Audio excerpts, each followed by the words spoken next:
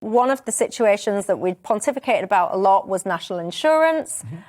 Rishi took a lot of pressure from a lot of people from all sides, actually, including his own side, to press pause on that hike, 1.25% coming into force in April. He did not do that, but he did raise the thresholds by which, the point of which people will need to start paying them, which has saved a lot of people getting affected by this hike.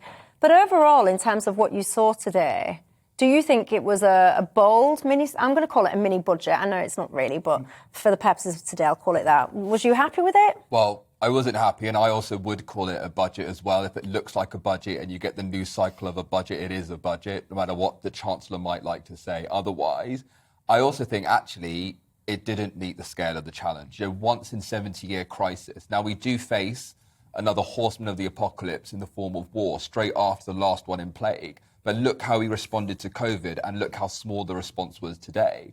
A rise in prices or a fall in income of £1,000. If the Chancellor wanted to, he could have actually given everyone a £1,000 cheque and taxed it to make it progressive. That would have cost a third of the furlough scheme. He could have raised benefits as well. We should remember it is the most deprived, the pensioners, severely disabled and children who cannot work to make up the difference between rising prices and lower social security payments that will suffer the most. After today, more children will be going hungry and more pensioners will be going cold.